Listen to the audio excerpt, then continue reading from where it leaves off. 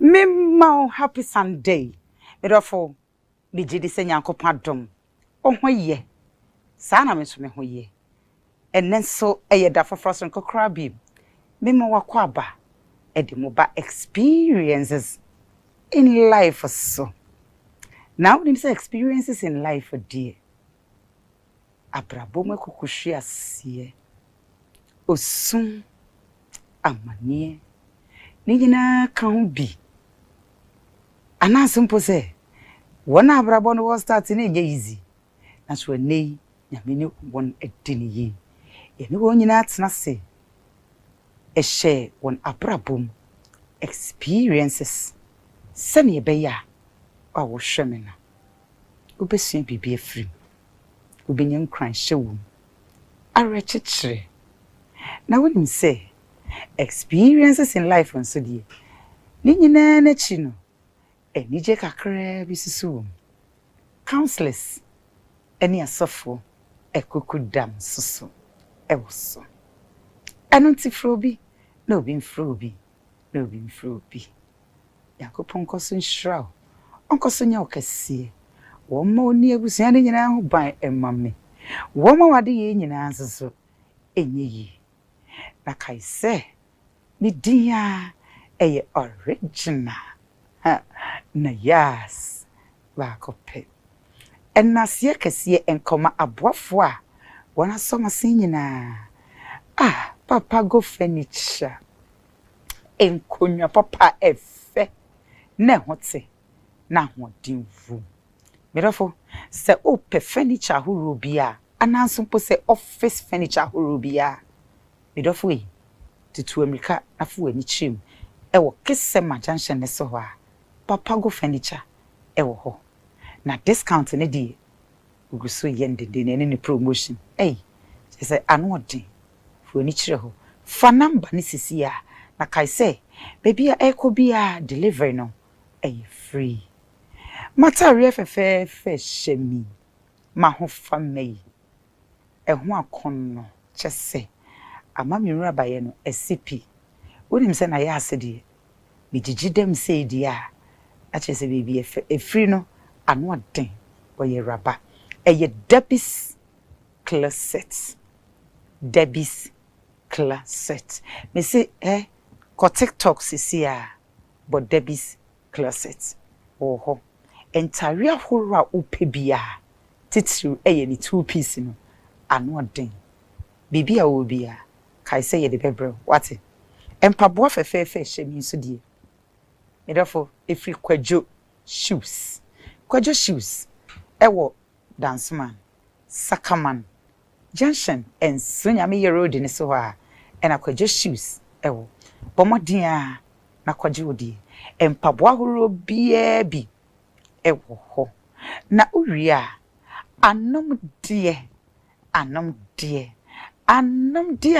ego minimu a ekoyo michiremu a Angel beverages, Angel drinks erofwe dudu obi a wo pay to bia no fana ba no na kaise flavors ni nyina bi ewo ho ah the man me nyina so ajatum adonko next level na mekọ adwuma ba say na ma bra Angel energy drink pair and I just say mama promo den erofwe entra se ema yare Angel mo so Ghana yeten Ghana yeshi wonim se wotra se na woti kra ya oya ana wo yam kra just say buboma na wo wa na pe ba bi di ti afa na so kai se nye da bia na abrewa enkwan ede enu nti eye Jeffers herbal mixture pe and I make come for the amount e betu yare ni nyina se hepatitis B malaria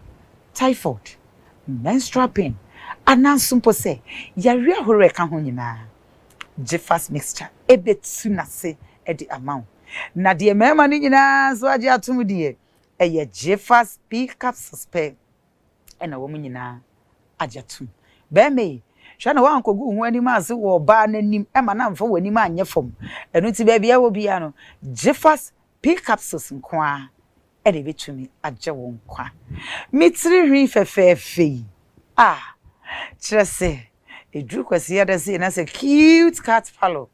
We she me wini say dia. Na just say me nyame hompo. Rafwe, baby bia o bia no. Enwi mu asort ho. Enrabafo nwi.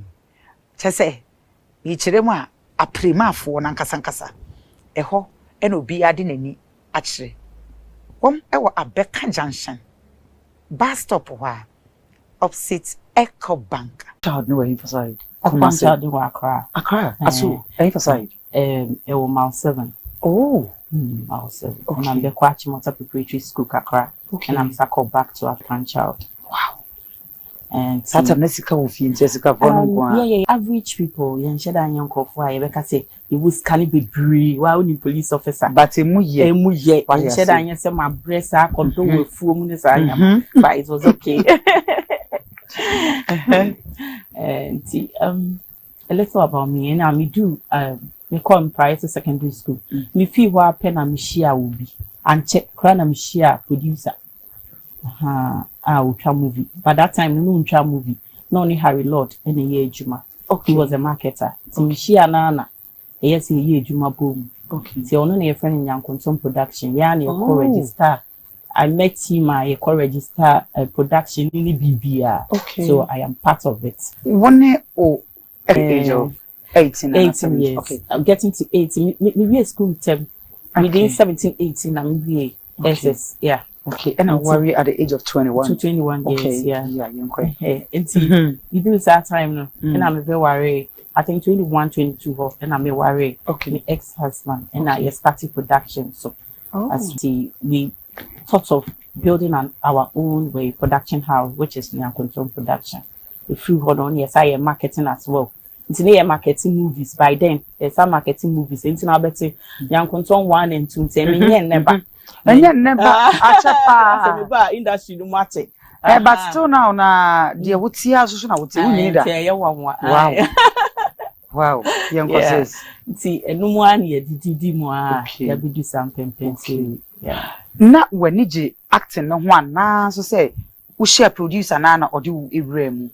Na me need acting no pa. Okay. But na me means and ways am di okay. Until now as a matoma unit. Me be share Sani pay ya, or no so no pay we know ye market say the same thing. Or no pay me call Harry Lord for first.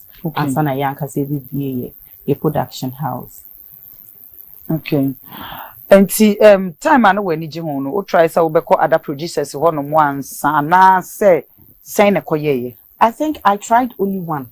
Okay. And now they may try you. Sana enkofu bi omuso mufi Arab. And now mobile almost your audition in your coy. Now, I mean, says Uncle for Nanka. By this time, I'm coming Ghana, Jamami Arab baby. Oh, woman, my informs be beside and say, I can't say you betra a year, you can't say. Sorry to say, Puno, and I can't say a bit chop on Ukraine. That time, you're desperate into your coy for audition. Ubia say, I. Wow. Teach you know, me bear fear. And I sister beside me say, if I now when I'm change baby, I'm going to say, share. And this agro no cry and cook. And yes, uncle fully. Don't back with you put one and see, I didn't respond to their call again after. If you want, man, try oh baby.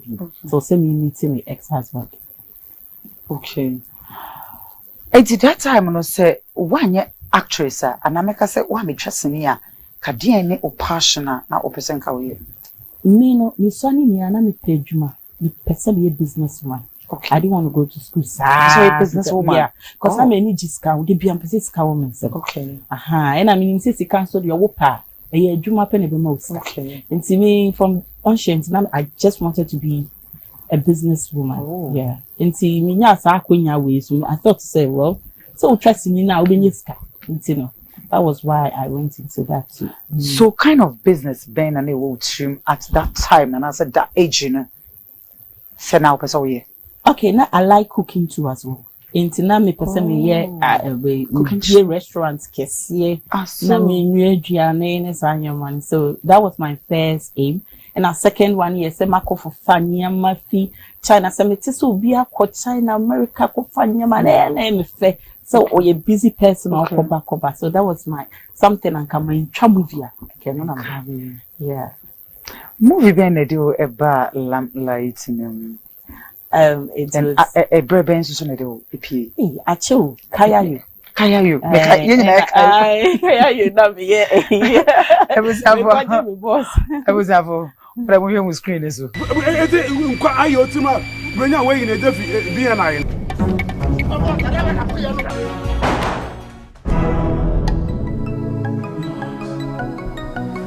Anope ya kule ya duboniki. Hey, o ya duboniki na meka. Asem kitwe bi chere me manya ne hwe. Metia ne kitwe bi pe. Agbeli fa ho yame. Na ani wonu ndi waka chere me. Hani, ofre me kaya yo, abuna fi kaya yo. Hani, agbeli de kasa chere no. Anase ginedi. Ai, when was some guys are movie. Hey sister. Wa bwadwuma jai what it? Yamisha was from Ghana pa. Okay, yen so. Kaya you na kankan nyame agata. But Kaya you pa na bringing me out. Kaya you pa na bring you out. Okay. Yeah, Kaya you na bringing me out. If you walk on me. But not one thing about me was that time na me production I'm my ex-husband. I didn't manko other production houses, which I regret now. Oh. Because that time na me a boss of my own. Until frame me krana. I don't know how I will charge you. And I also crowd ferries or be frame because frame me. Na yes I will big shop I will Accra Kumasi for the movies ba my marketing nti yeah no mo ba bebre some she use but not I didn't allow myself because now me say oh me try movie bebre yeah me ankasa me movie nti why should I go further obepese obehye one okuno anase meka say o ex-husband my experience kakra because now we say wadamfo bi eba bechi okuno eno ne mawarijaye no Debbie okay eno de nye no a ono de ya problems nti ono de me pesa me go deep into our real no but pesa me ka de adamfo de me febu through that experience of jawari our real ni de eno be later on ye pese nka eno so yete because ye pese ye hu say aware no wona ujai ukuno anase ukuno nankasa eno so wabre onware bi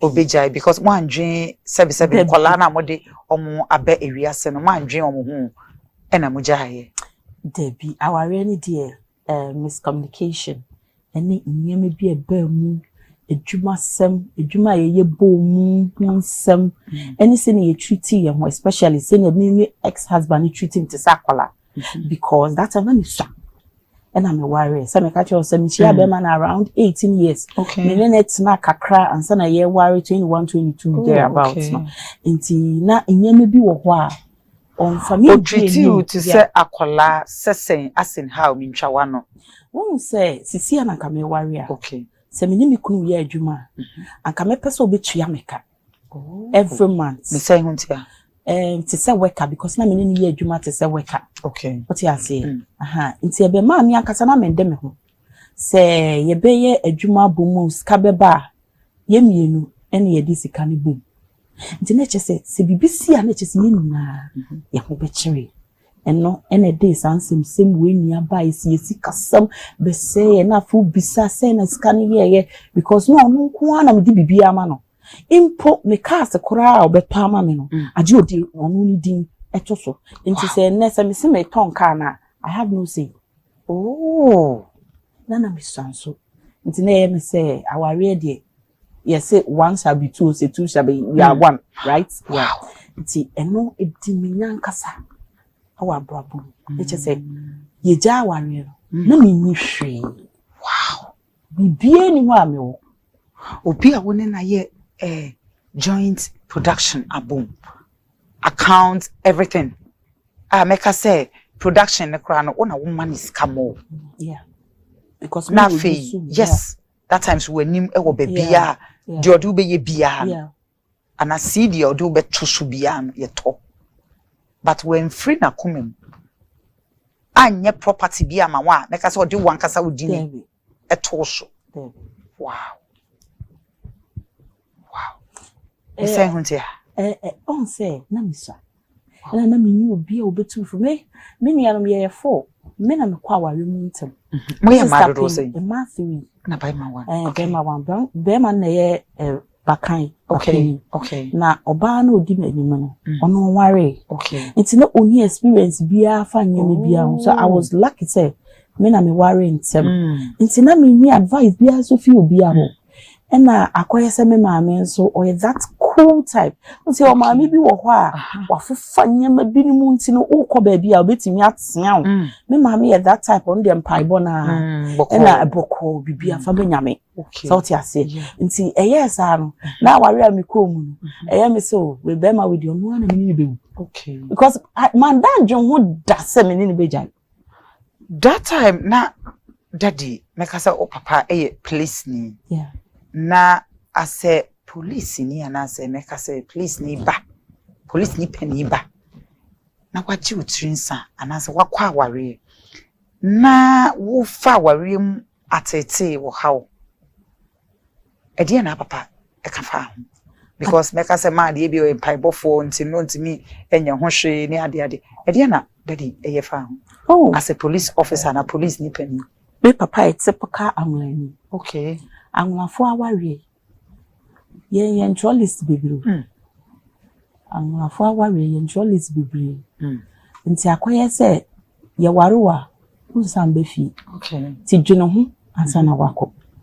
Nti me papa kro hu se me konye ma bi mu no satam na ye too late. I was one country no ni di komo ono ma me di nkomo chen o papa. Yes na me ma me ni de bia mpaibo nyema bi wo ho sa to a so wa mompaya nti no me papa no latter part na obeti ye no na ye too late. I think time of tea asem ni se ni ekọ eba no ade o ka che me ani se brefi. Wow. Na me stress fi amesa ko baby e ware me ho na me kwa kotena.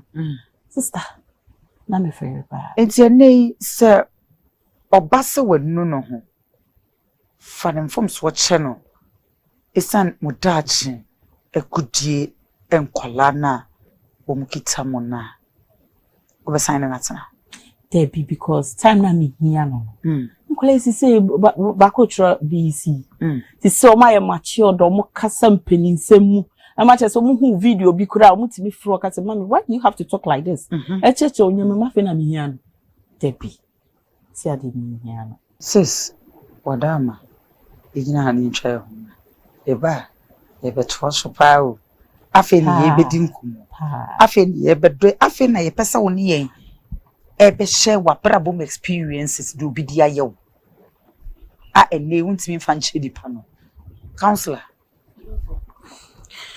my enjoy na what therefore my enjoy aboafo impratumba ye kwaba na ya bedom suko afi ni woni ye bi share na brabom deep life experience papa guys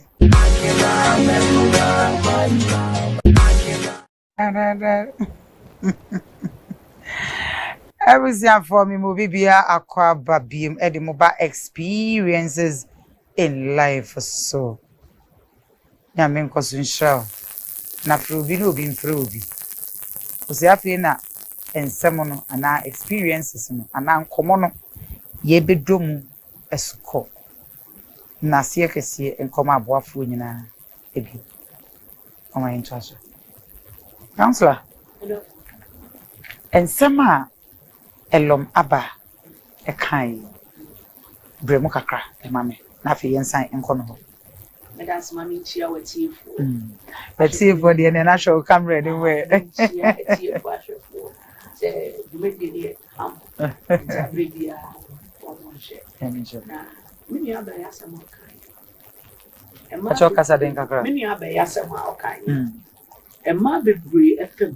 Okay. What you say? Na enkwala wom. It's men kind too much. Okay. Enkwala wom. Okay. And the man is swinging. Okay. Now, wako kodene. Okay. Wa bono ho modern. Wow. Ha. Because baby ama o kan na fe ne bi dia reho mi mu se. Me hia me do. Na me na bobra. Ah me ni se baby amadru no be ma no. Wa fama ye na ade nyina. Me so me pe bibia ba fie. Me gibe ma ni di me woni mu gidie.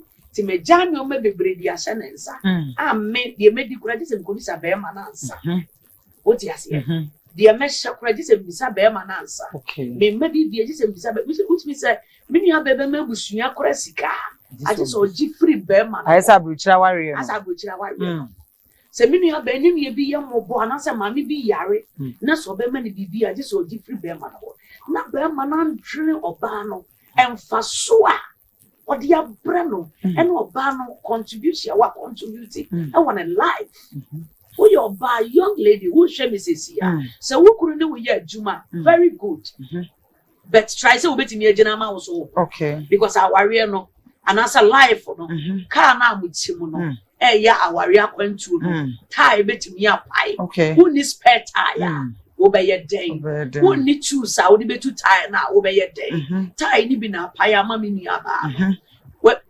ondo be man going to be in a mob rakura be this am so it says yes dear yes have a back to ho okay abrabom e die e no bi dia ye wa obeka se owure emfi da e ye den anipa beka se abrabom nipa bia wo deep life experience ye pese oni ye nhye wa abrabom deep and deeper meka se eno die untumi mfa nche nipa no eda hey asam no wabo sisi let's say after our year me and my colleague ye madia we fit that wow me ye Christo ni nti no meka se me mfa nche no but metimi bi ache no but mentimi ni nye free da me hunu wo ba bia metwem ba bia me bi ache no wo di ache no esanse uye Christo ni nti but untimi ni nye free da kosi da Yesu ebeba ne san huntia e na ye hwan so ye pese hawa ubodi because experiences in life so na oti says edin bono me dwene ho anka mebo pa because ninsuro me ka because no kre na make okay ade di minya ma me ne nkrofo bi anka ombe boa me after my marriage yentem titi yesi ti anka mebo nipa ni din but me kasa wo a wonim nipa no wo industry no bohu nipa America no ho ase okay girl bi betna obetna wo fidie so a ebe kasa ebe ka life experience okay ono na America no ho ase last week I saw you edusafo ana I think so oh sanse me ni wonya asama me yi wo fi ma adwem eni tiri sanse me huni pase anka ye enua a ye chese ye boaboa ye ho se onyonko ho kire no na se wo akonya bi se wo beboa na na se wo de no koto ogemu saa bia na chese wo ye baifo wow enti opese o kire se girl no o ye baifo asama me kan sa na make so obia wo hu so onyonko ho kire no na opese wo ye na ne nyama nyina sei na wo se twantrogu no so de na wo ye baifo because in true channel e ye bayi se wonimu pa se ade a wo ka no enye no kre nso no waka no e ye bayi nye nam nko a bayi ye se wo de obi ba koto ade bi mu ama ha nipa no forever ama onne ne nyonko bi no na nkofo bi eboa mo eboa no omuntem tete na de na waya ama nipa no ensem a wo kan Elon baby misusu se anasa misremi bisawo edie na oso uye nipa na ono so de sa niema ya wo no eye wo eno na me ka story na obeti ase eba ne say after my marriage no we were very depressed and tina aka me nko amiso a afi na me start abrabo foforo all over again and unfortunately for me no na my ex-husband no nyeme bi wo ho a one fan to 2 years ntina me ne kra ye ni dan one fan to 2 years ni wasase bebre me kaisa me ka chen say incident I say at the right time say e dan si die etwetwiska ntino eno no ye to ye bo yesi na me so mi sa So after so many yes. production and I say make I say mo produce ya mo this sika twitwi die e de bra mo ntimi nsi dan. Yes, da ba ne wasase pa. Wow, okay. Nti na mo rent. Ne rent. Okay. Nti ebedu baabi na aware ni guye na aware nso eguye na efe keke. Be ma ne fa ne car waton me de, me so me de ba akwa che obi. O fa ne car de ne nyama gu ni car mu na okoja me ne memma. Nti na che say efie ni so an yete na time aso e je see you. Wow. Ene memma mi. Me so ami ni hwe. Am de be hwe nkwala. E nyame ne boa. Edu time bi no me say me na fufu mienu bi me come ho asem. That is Vivian Joe and Nana Mama Brown. The braining said me Nana Ma a free kakra. Those times. Ti ohun se na ho kire ne ba no. Ono pe among all girls na those times me na me from mom ba ebi wo production. Ebi wo ho among mo TV so ya na ye bo adverts at that time advert ya bo nya izo yetimi di sinipa ba ko so sam pe na nipa na be star sana na ye ya de edu sa time no manti obi anka na ma ne fa phone frame so ba mi a metwa movie aye bibia ka kire okunu na me de a che okunu na or their starting life because na fa aye hu se papa ni miska bi because na ya nkasa na eja eya na ye promoting crofobia products nti omu be hu se scan ni omu hu ne clear se scan ni ho okay na Vivian Joe so eso ye one person a debut baby samase debut baby ebi wo ho mpo a mimbisa ni ska na waseni ska wow nti sankofo mi ni we die wow ade o ma ya ma me no impo na my cars an man famity anje me ex husband so ampene but se wonya sa adwene se me boa me ametwa movie me direct me ame wo cameras me ya amam na me de ache mo wa ye bi pa yes ti sani pa me ni we de bia me ka se o ma boa me pa wa brapo ahye me dem okay so anti me wie ayi aware ni ku sa na be ma ni ko jam na afi na me fere because obi a me ba me the boys na me boys a mo me papa bi ka na me nyama na afi de me fere e na kuma si foi no mo frame na me cheche mo sisi a me ye den akwa ka chere mo se me sere mo betimi aframe me ana okay na afi me fere pa ti na me shede me pese me ye bibia ti one time na Abna Ghana obe frame for ni show bi oye na na ono so ya de pa oha me pa na me coin ti me start course a show no and nkofo bi say but na ma suspend me home for quite a long time enti na nkofo ntem nkan enti me course up show no so no and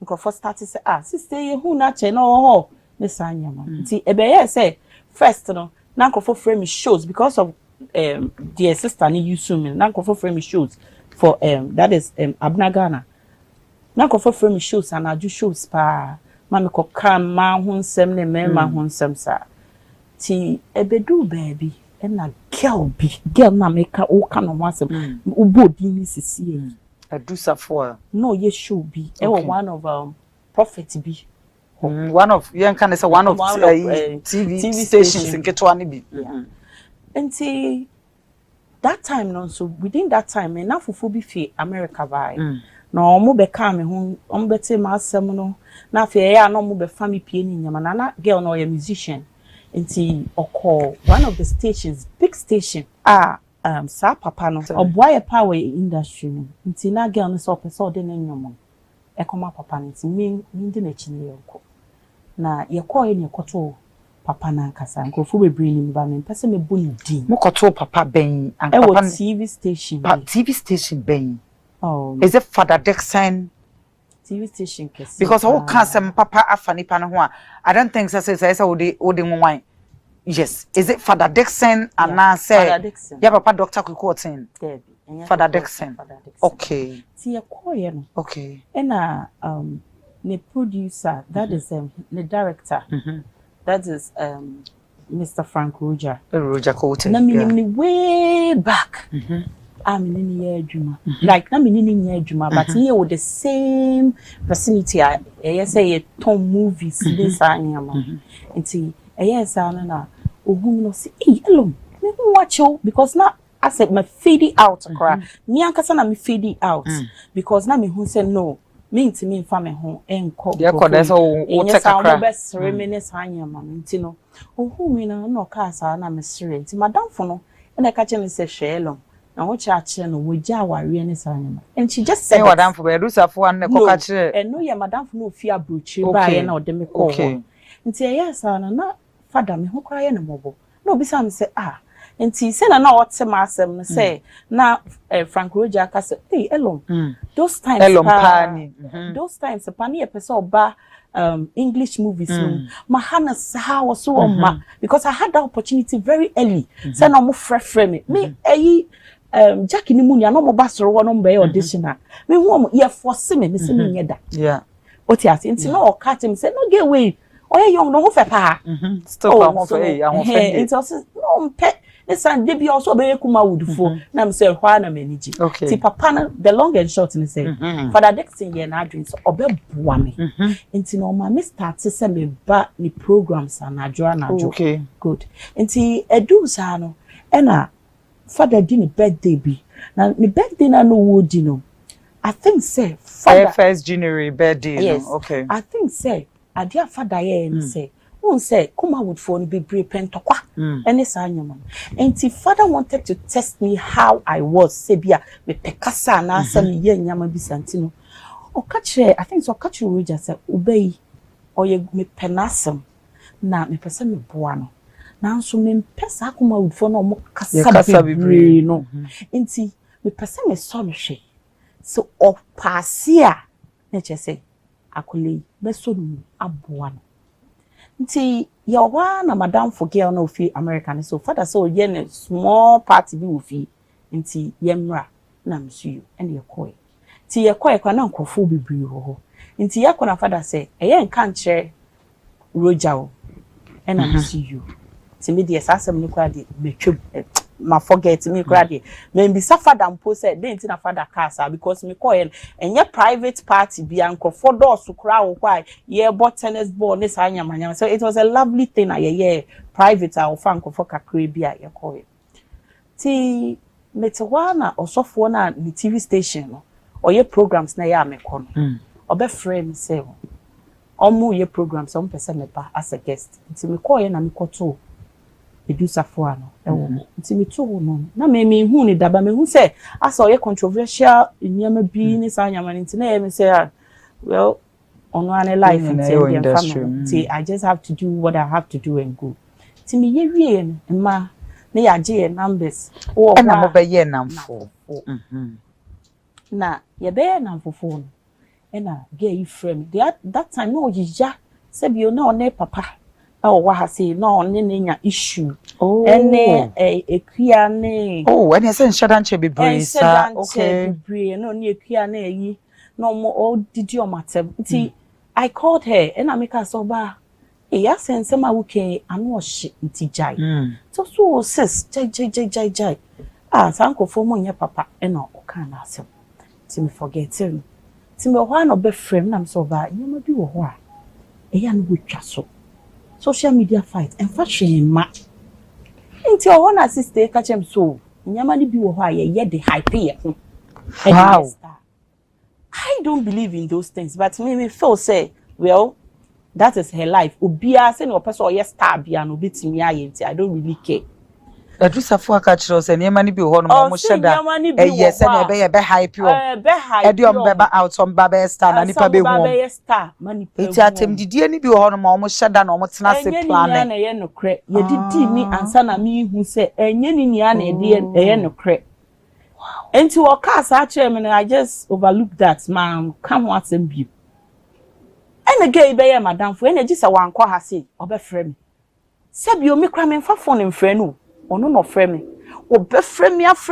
me nti ebedu se obe frɛ me se ne sofo bi so wonyem na nso nyense no ohu na nso okobia okọ doctor ho a doctor se wonyem but osofo ne se wonyim enti no osofo na ma okosofo no ho a sofo no se onyim but okọ doctor wa doctor se onyim doctor se onyim okay and I'm say you say we serious no say spiritual enti papa na nie duro e de bre no ama nanu and I made you see you na sister ekoye sa de to no no munduro sister I never ever knew say girl na down for foul na me be fire ne say be na oso wonyem no sa be ma me ne na nante pen enu kra me ne nante for just 1 month na me ne be ma njai because me hu say me ne relationship na emwa me but na girl no that time no feel say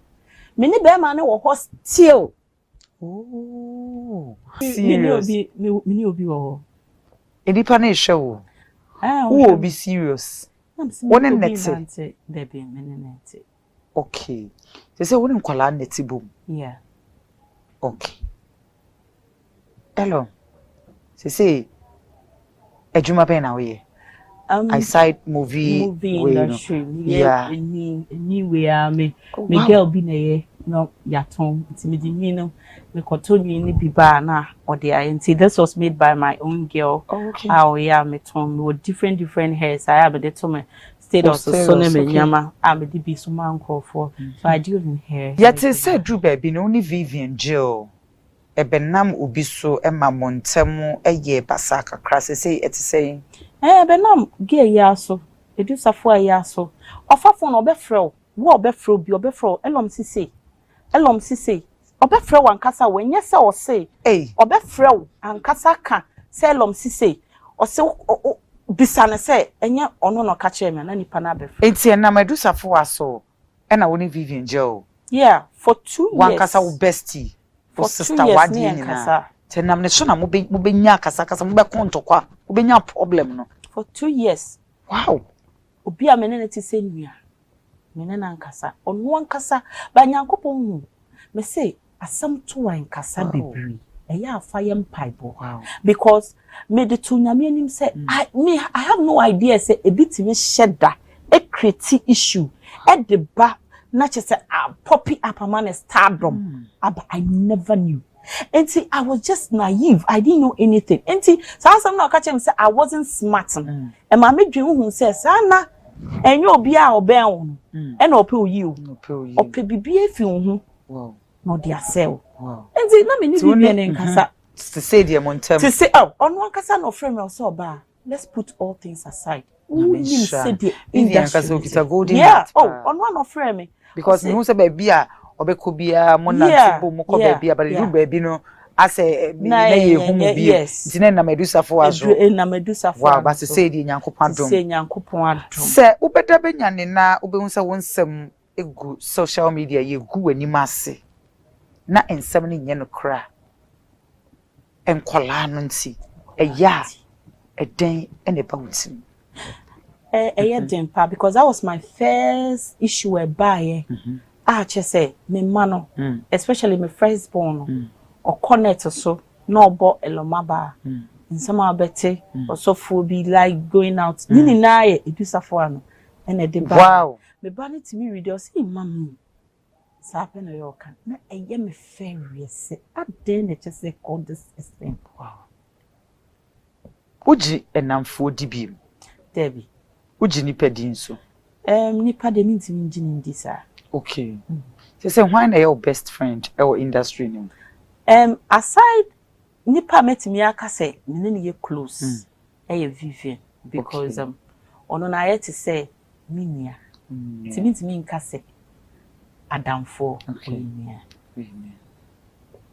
wow counselor pacho bremo na yemfa ya no ensi maybe asem we no say ensem bebre yaboto na ewo ho nipesu fire dia edika na say onfa nche no nje nipa no onfa na asem okay because abrabo na ye bo a ye what time of promotion and a time what beba for na san ne ye no ye be promote wa ye fa nipa so ye promote okay ene ye be ball form so a ye fa nipa so na say ye be ball form aya na ye die ni nsira bi e wa akire okay na omo betu sa na mo no aya na omo ho ye mo bo beti omo nim se ye bonsama bo ba me se bonsama o so opewe kunwa oprimu akoma ma se obi a na opewe prawa ngrofo bi atiase ye wo na straight mu okay ngrofo bi asai wo na straight mu because legacy omuja no